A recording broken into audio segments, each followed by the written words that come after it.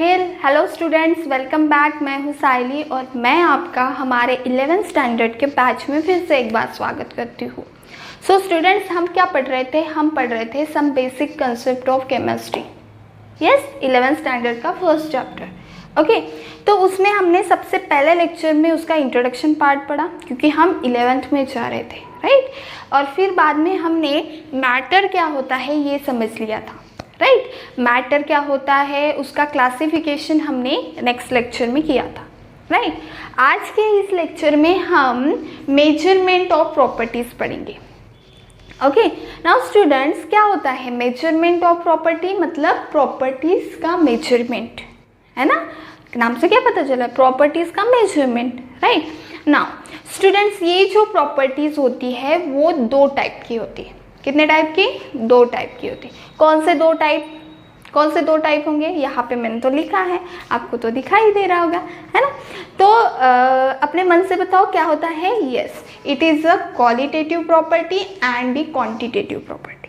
Okay, ये दो type की प्रॉपर्टीज़ होती है। ओके, नाउ ये दो टाइप की प्रॉपर्टीज़ होती है, तो आप इन दो टाइप को डिफ्रेंशिएट मतलब डिफाइन कैसे करोगे, राइट। सो देखो, क्वालिटेटिव, सबसे पहले तो हम देखते हैं क्वालिटेटिव मतलब आप शॉप में जाते हो तो आप बोलते हो मुझे क्वालिटी ऑफ प्रोडक्ट बताओ, राइट। आप तब बोलते हो कि नहीं कि ये सरफेस जो है ये बहुत स्मूथ है, इस कपड़ा अच्छा है, मतलब आप क्वालिटी को डिफाइन करते हो, राइट। सो क्वालिटेटिव मतलब क्या होगा? It is means that which can B observe and describe by using words. Okay, by using words. It does not use the numerical value, है ना। आप ऐसे नहीं बोलोगे, आप बोलोगे कि ये जो बैग है ये बैग बहुत ही हैवी है ना, ये कलर वाइट है, ऐसे बोलोगे, राइट। ये सरफेस जैसे अभी मैंने बोला स्मूथ है या फिर हार्ड है, ऐसे बोलोगे, राइट। सो आप क्या कर रहे हो? क्वालिटेटिव एस्पेक्ट में बात कर रहे हो, राइट। नाउ दूसरा टाइप होता है quantitative means which can be measured और describe by the numerical value, जिसको आप मेजर या फिर डिस्क्राइब कर सकते हो by using the numerical value.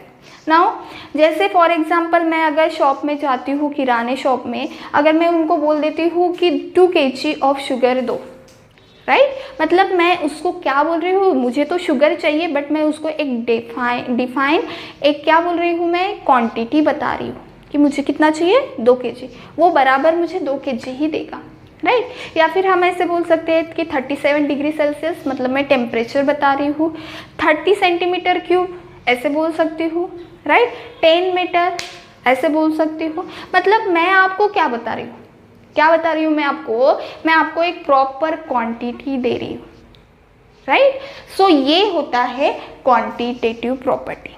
तो समझ में आया स्टूडेंट? क्वांटिटेटिव प्रॉपर्टी और क्वालिटेटिव प्रॉपर्टी क्या होता है, समझ में आया? ओके, नाउ अभी देखो, इस चैप्टर में हम क्वालिटेटिव और क्वांटिटेटिव में से हम सिर्फ क्वांटिटेटिव की ही बात करेंगे, ठीक है, ध्यान में आया? सो अभी आप एक काम कर लो, इसको बाजू में हटा दो क्योंकि इसका अभी हमें काम नहीं है, हम बस फोकस करेंगे क्वांटिटेटिव।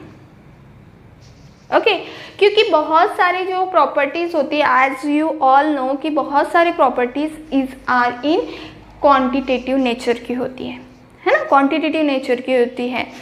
जैसे कि student, if you are measuring something, जब आप किसी को मेजर करते हैं, किसी चीज़ को मेजर करते हैं, तो आप उस चीज़ को जो भी वैल्यू आती है उस वैल्यू को आप स्टैंडर्ड से कंपेयर करते हो, है कि नहीं? स्टैंडर्ड से कंपेयर करते हो कि नहीं? अगर आप किसी क्वेश्चन का आंसर निकालते हो तो आप देखते हो कि मेरा तो आंसर इतना आया but correct answer, right, standard answer कितना है? जितना आना चाहिए था उतना कितना है ना। मतलब आप उस स्टैंडर्ड वैल्यू से अपनी जो वैल्यू है उसको आप कंपेयर करते हो, राइट। और ये जो स्टैंडर्ड क्वालिटी होती है ये रिप्रोड्यूसिबल होती है और अनचेंजिंग होती है। हमेशा के वो चेंज होती रहती है नहीं, वो स्टेबल रहती है, अनचेंजिंग होती है, राइट। जैसे कि अगर हम बात करते हैं, अगर हमारे रोज के ही ऊपर के देखो ना, बहुत सारी प्रॉपर्टीज़ होती है, जैसे मास है, वॉल्यूम है, लेंथ है, एरिया है, प्रेशर है, टाइम है, वॉल्यूम है, इतने सारे जो चीज़ें होती है, बहुत सारे और बहुत सारी प्रॉपर्टीज़ होती है। ये प्रॉपर्टी कौन सी होती है? क्या वो क्वालिटेटिव होती है? नहीं, वो होती है क्वांटिटेटिव, राइट। सो ये सारे क्वांटिटेटिव प्रॉपर्टीज़ होती है और उसी की स्टडी हम इस चैप्टर में करने वाले हैं। ओके, नाउ इस क्वांटिटेटिव प्रॉपर्टी को हम मेजर कैसे करते हैं? सवाल आना चाहिए, कैसे मेजर करते हैं? जैसे अभी मैंने बोला था, फॉर एग्जांपल अगर मैं बात करती हूँ length of the classroom, length of this classroom, okay. So अगर मैं बात कर रही हूँ तो इसको हम जब भी किसी भी क्वांटिटी को, क्वांटिटेटिव क्वालिटी प्रॉपर्टीज़ को अगर हम डिफाइन करते हैं तो हम सबसे पहले एक नंबर लेते हैं फॉलोड बाय द यूनिट। समझ में आया? एक number followed by its unit, ऐसे बोलेंगे। जैसे फॉर एग्जांपल, जैसे अभी मैंने बोल रही थी लेंथ ऑफ क्लासरूम, राइट। सो अगर मैं बोलती थी कि इस क्लासरूम की लेंथ है 10 मीटर, राइट। सो 10 मीटर है, मतलब मैं क्या बोल रही हूँ, 10 ये क्या है? एक नंबर है, मतलब मैं ये प्रॉपर क्वांटिटी दे रही हूँ, फॉलोड बाय इट्स यूनिट। मतलब अगर मैं इस रूम की अगर मैं लेंथ मेजर करना चाहती हूँ तो मैं किस में उसको डिनोट करूँगी? उसको मैं उसका यूनिट, राइट। मतलब एक नंबर होना चाहिए प्लस एक यूनिट होना चाहिए, ओके। अगर यहाँ पे देखो तो 10 ये नंबर डिनोट करता है और ये जो मीटर है, ये मीटर ये उसका यूनिट डिनोट करता है, जो कि लेंथ का यूनिट है, जिससे हमें समझ में आता है कि हम लेंथ की बात कर रहे हैं, राइट। मतलब हमें क्वांटिटेटिव से सब कुछ समझ में आ जाता है, राइट। नाउ अभी देखो, ये जो स्टैंडर्ड्स होते हैं, हम स्टैंडर्ड्स की बात कर रहे थे ना, ये जो स्टैंडर्ड्स होते हैं, these are chosen arbitrarily with some universal accepted criteria. मैंने क्या बोला? एक्सेप्टेड क्राइटेरिया मतलब सारे यूनिवर्स ने इसको एक्सेप्ट किया है ना। अगर मैं इस क्लासरूम की 10 मीटर बोल रही हूँ, कहीं अलग जगह जाके आपको अलग वे से इसको डिफाइन नहीं करेंगे, ओके। इसको डिफाइन करने के, अगर आपको लेंथ ऑफ क्लासरूम मेजर करना है तो उसको 10 मीटर ही बोलेंगे, वो कुछ अलग नहीं बोलेंगे, कुछ अलग पैटर्न फॉलो नहीं करेंगे वो लोग, ओके। दुनिया के किसी भी कोने में आप चले जाओ, ओके। सो इसी से आता है इस यूनिट की डेफिनेशन। सो कोई पूछेगा नहीं, बट मैं आपको बता रही हूँ, unit the arbitrarily decided and the universally accepted standard is called a unit, है ना। मतलब अगर आपको बोल दिया जाए कि मैंने अभी आपको बताया, जैसे मैं इस 10 मीटर बोल रही हूँ, कहीं दूर जगह जाओ आप, वो भी 10 मीटर ही बोलेगा, राइट। कोई दूसरा यूनिट नहीं लगाया, मतलब लेंथ का ही लगाएगा, ठीक है ना। समझ में आ रहा है ना, उसका डिफरेंट अलग नहीं लगाया ना। अगर हम बात करते हैं यूनिट्स की, तो there are several systems in which the units are express. देखो कौन कौन से वो सिस्टम्स है। पहला तो है CGS, ओके। CGS क्या होता है? CGS मतलब centimetre for length, gram for mass and second for time, मतलब CGS हो गया, ओके। दूसरा होता है FPS, foot pound second, foot pound second मतलब FPS, ओके। तीसरा होता है MKS, okay. MKS, M stand for metre, kilogram and second. So इतने सारे ये जो 3 सिस्टम्स होती हैं, ओके। सो अभी इन 3 सिस्टम आप क्यों बता रहे हो मैम, है ना। तो इसके बाद में हम पढ़ेंगे, जस्ट ध्यान में रखो कि ये 3 सिस्टम होती हैं ना। इसके बाद में एक सिस्टम होता है दूसरा, जो होता है SI यूनिट, ओके। इसको 1916 में general conference of weight and measurement ने प्रपोज किया था, मैट्रिक सिस्टम को रिवाइज किया था और रिवाइज मैट्रिक सिस्टम बताया था उन्होंने, और उसको नाम दिया था इंटरनेशनल सिस्टम ऑफ यूनिट। मतलब इंटरनेशनल सिस्टम ऑफ यूनिट को हम उल्टा लिखते हैं SI, समझ में आया? IS ना लिखते हुए SI लिखते हैं, मतलब SI यूनिट। ओके, तो ये क्या था? The matrix system which is originated in France. देखो ये जो मैट्रिक्स सिस्टम थी, ये मैट्रिक्स सिस्टम ओरिजिनेट हुए थी फ्रांस में 18th सेंचुरी में। कितने सेंचुरी में? 18th सेंचुरी में, जिसमें क्या था, बहुत सारे, मतलब वो कन्वीनियंट वे था। हम जब डेसिमल सिस्टम को लिखते हैं ना, डेसिमल सिस्टम को, तो वो कन्वीनियंट वे से मैट्रिक्स सिस्टम उसको बता पा रही थी। ओके, बट क्या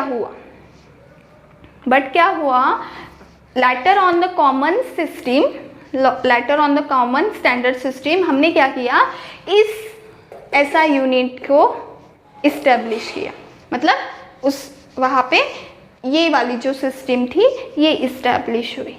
ओके, सो फिर सभी यूनिवर्स ने इस सिस्टम को एक्सेप्ट कर दिया।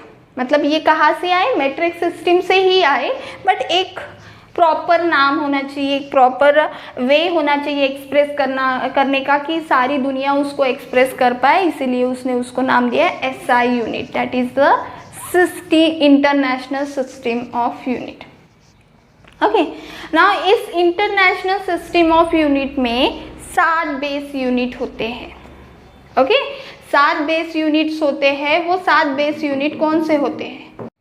देखो स्टूडेंट्स, अभी वो 7 कौन से फिजिकल क्वांटिटीज़ है, बेस फिजिकल क्वांटिटी हम इसको बोलते हैं, वो देखते हैं। ठीक है, पहला होता है लेंथ, मास, टाइम, LMTETAL, ऐसे याद रखते हैं, LMTETAL। ओके, सो कैसे लिखोगे? इसको हाईलाइट कर दो, LMTETAL। ओके, इसको हाईलाइट करके लिख लो। ओके, सो लेंथ का सिंबल क्या होता है? लेंथ का सिंबल क्या होता है? L, right. Mass stand for, symbol कैसे लिखते हैं हम लोग? M। Time small t, electric current I, right. Thermodynamic temperature capital T। Amount of substance को कैसे लिखते हैं हम लोग? N। Luminous intensity, yes, IV, right. So ये हो गए हम इसके सिंबल्स। नाउ इसके यूनिट्स क्या है? लेंथ को हम किस में यूनिट, कौन सा यूनिट लेते हैं?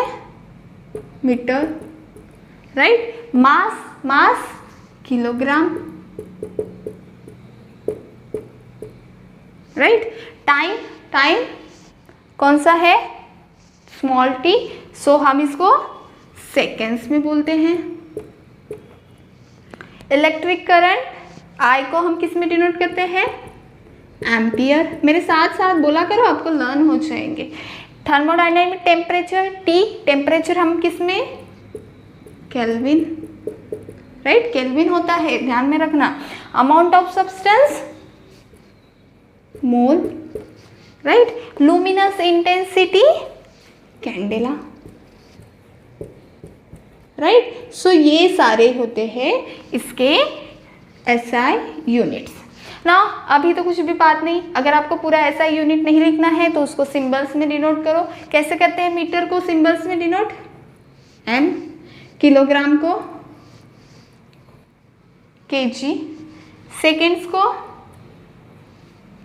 S, एम्पियर को A, केल्विन को K, मोल को M, MOL, राइट, कैंडेला को CD, राइट। सो ये होता है 7 SI unit, 7 basic SI unit, base physical quantities. Okay, so students आपको समझ में आया?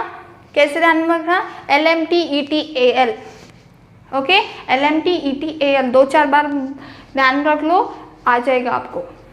थोड़ा 2-4 बार लर्न कर लो इसको, आपको पूरा आ जाएगा LMTETAL, राइट। सो ये सारे होते हैं 7 फिजिकल क्वांटिटीज। सो स्टूडेंट्स आपको समझ में आया अभी का? ओके।